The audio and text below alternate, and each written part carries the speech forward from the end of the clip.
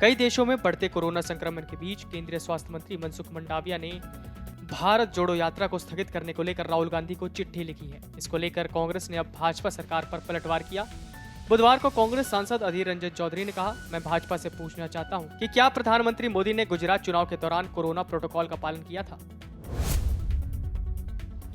केंद्रीय स्वास्थ्य मंत्री डॉक्टर मनसुख मंडाविया ने कहा कि राजस्थान के 3 सांसदों ने उन्हें पत्र लिखकर बताया कि कांग्रेस की भारत जोड़ो यात्रा के कई प्रतिभागियों में कोविड-19 पाया गया है। इस यात्रा में शामिल होने के बाद हिमाचल प्रदेश के मुख्यमंत्री भी पॉजिटिव पाए गए।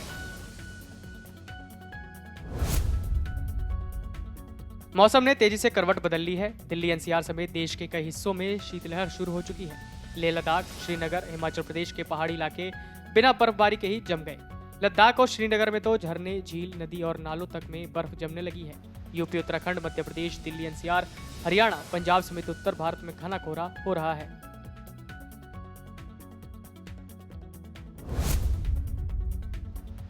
नगर विमानन सुरक्षा ब्यूरो ने देश के हवाई अड्डों पर कंप्यूटर टोमोग्राफी तकनीक पर आधारित स्कैनर लगाने की सिफारिश की है। इससे यात्रियों को स्कैनर से गुजरने से पहले अपने सामान से इलेक्ट्रॉनिक उपकरण निकालने की जरूरत नहीं पड़ेगी। वर्तमान में हवाई अड्डों पर लगे स्कैनर बैग के अंदर के सामान की 2D तस्वीर दिखाते हैं। भारत पाक सीमा स्थित सीमा निगरानी चौकी दावके में बीएसएफ के चौकस जवानों ने एक बार फिर पाकिस्तान की कोशिश को विफल कर दिया है। मंगलवार देर शाम 7:20 पर गहरी धुंध में बीएसएफ जवान गश्त कर रहे थे, तभी जवानों को ड्रोन की आवाज सुनी। चौकस जवानों ने तुरंत फायरिंग की। चीन, जापान, ब्राजील, अमेरिका समेत कई देशों में संक्रमण तेजी से बढ़ रहा है। ऐसे में भारत के अंदर भी संक्रमण के बढ़ने का खतरा बढ़ गया है।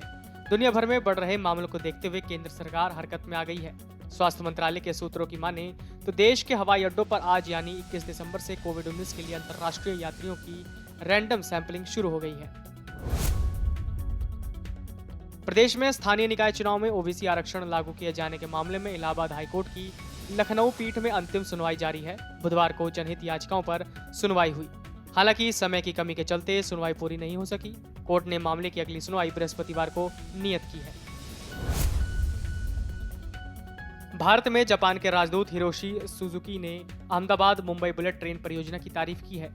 बुधवार को सूरत पहुंचे हिरोशी ने कहा कि अहमदाबाद मुंबई बुलेट ट्रेन परियोजना पूरी होने के बाद भारत में हाई स्पीड रेल की दिशा में क्रांति लाएगी। चीन समेत दुनिया भर के कई देशों में कोरोना एक बार फिर बढ़ते हाहाकार के बीच भारत में भी एक चिंता बढ़ाने वाली खबर सामने आई है।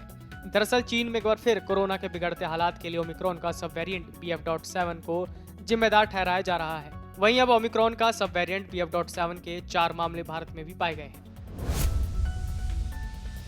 महाराष्ट्र के साथ सीमा विवाद को शांत करने के लिए आज कर्नाटक विधानसभा में प्रस्ताव लाया जा सकता है। इस प्रस्ताव में महाराष्ट्र के साथ कोई विवाद नहीं, ये मुख्य बात होगी। केंद्रीय गृह मंत्री अमित शाह ने दोनों पड़ोसी राज्यों में 56 साल से जारी सीमा विवाद को बढ़ने से रोकने के लिए 3 मंत्रियों की एक समिति गठित की है। समिति में दोनों राज्यों के 1 मंत्री शामिल है। Video desk amarujala.com।